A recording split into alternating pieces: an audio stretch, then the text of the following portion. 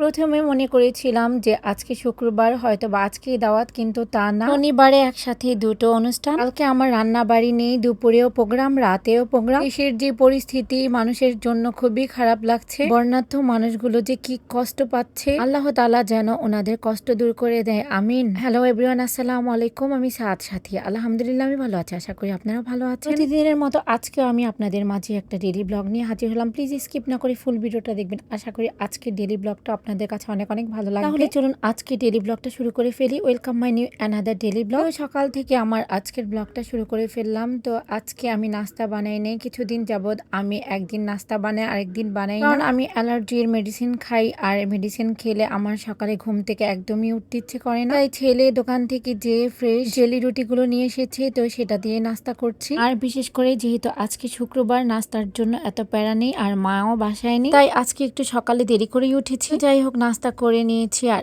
এখন আমার helping hand এসেছে, আপাকে দিয়ে আমি আমার নিচতলার ভাড়াটি আমাকে জাম্বুরা দিয়েছিল, তো জাম্বুরাটা কাটিয়ে নিচ্ছি। আমরা আর জাম্বুরা একসাথেই কাটিয়ে নিলাম। তো এখন আপা সুন্দর করে আমরাগুলো কেটে নিচ্ছে। যাই হোক, আজকে শুক্রবার মনে করেছি যে আমাদের প্রোগ্রাম মনে হয় আজকে কোনো প্রোগ্রাম নেই, আগামীকাল দুটো প্রোগ্রাম একসাথে, দুটো প্রোগ্রামই অ্যাটেন্ড হতে হবে। একটা প্রোগ্রাম হচ্ছে তিজার ছেলের বার্থডে, আরেকটা প্রোগ্রাম হচ্ছে আপু চাচা শ্বশুরের ছেলের বিয়ে। দুটো প্রোগ্রামই আমাদের অ্যাটেন্ড হতে হবে, দুজনেই অনেক কাছের মানুষ। তো যাই হোক, আমি মনে করেছিলাম আজকে প্রোগ্রাম রান্না করি নেই, তারপর আমি কল দিয়ে শিওর হয়ে তারপর রান্না করেছি। আর আজকে আমার রান্না করতে এমনিতেই লেট হয়ে গিয়েছে, আমি যেহেতু জানি যে আজকেই প্রোগ্রাম, তাই আমি শিওর হয়ে আমি ফ্রিজ থেকে এক পটলা গরুর মাংস বের করে এখন আমি মশলা দিয়ে খুব ভালোভাবে কষিয়ে আর চাউলটা ধুয়ে রেখেছি, তো সেটা দিয়ে এখন একটু ভেজে নিচ্ছি। তো শর্টকাটে এই বিরিয়ানিটা রান্না করলেই হয়, আর না হয় সবজি রান্না করার জন্য সবকিছুই আবার বের করতে হবে, আবার কাটাকাটি করতে হবে, সময় লাগবে। তো যেহেতু আজকে শুক্রবার, আর শুক্রবার মানেই তো ভালো কিছু,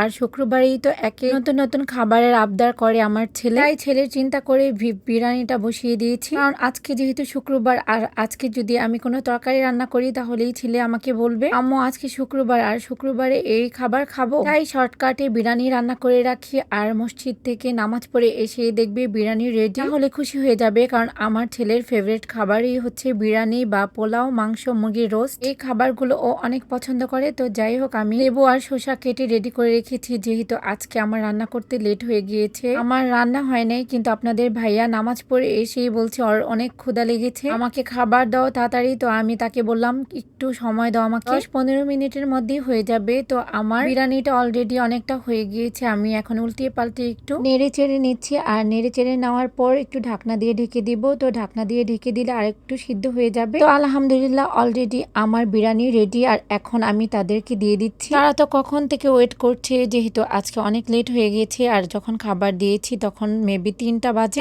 আমার তো আর দোষ নেই, আমি তো মনে করেছি যে আজকে হয়তো প্রোগ্রাম লেট হয়ে গিয়েছে, তো কিছু করার নেই। তো এখন খাবার রেডি হয়েছে, এখন 3জন মিলে খেয়ে নিচ্ছি, আর সাথে মজো আছে, কারণ পোলাও মাংস খেতে হলে মজো বা কোক এগুলোর খুবই প্রয়োজন। আমাদের খাওয়া দাওয়া আলহামদুলিল্লাহ ডান। তো দেশের যে একটা পরিস্থিতি, তারপর একটা বিপদ আসছে, ফেনী নোয়াখালী সবই ডুবে যাচ্ছে, বিশেষ করে ফেনীর মানুষ অনেকই কষ্টে আছে। আমাদের এলাকার ভাতিজারা ওরা নাকি যাবে নিতে, তো ওরা কাপড় চোপড় কালেক্ট করছে। আমার ছেলের অনেক জামা কাপড় আছে, আপনাদের ভাইয়া আমি সবকিছু গুছিয়ে রেখেছি, তো ওরা আসলে আমি দিয়ে দিব। বর্ণাঢ্য মানুষদের যদি আমরা সবাই মিলে একটু সহযোগিতা করি, একটু একটু করে হাত বাড়িয়ে দিই, তাহলে তারা একটু সাপোর্ট পাবে, কারণ আমাদের সাপোর্ট তাদের জন্য অনেক দরকার। তো আমরা সবাই যা যা পারি সবকিছুই আমরা তাদের জন্য একটু সাহায্য করি, আর সবাই মিলে নামাজ পড়ে তাদের জন্য দোয়া করি, আল্লাহ তাআলা যেন তাদের সহায় হয়, আর তাদের মনে যেন ধৈর্য ধরার ক্ষমতা দান করেন, আমি। তো যাই হোক, বিকেল বেলা আবার ছেলেকে একটু নাস্তা করে দিলাম, ছেলের নাকি জ্বর জ্বর ভাব লাগছে। বিরিয়ানি অনেকগুলো আছে, তো রাত্রের জন্য আর কিছু করিনি, আজকে বিরিয়ানি খাবো। আর আমি স্যুপটা রেডি করে নিয়েছি, ছেলেকে দিয়ে দিচ্ছি,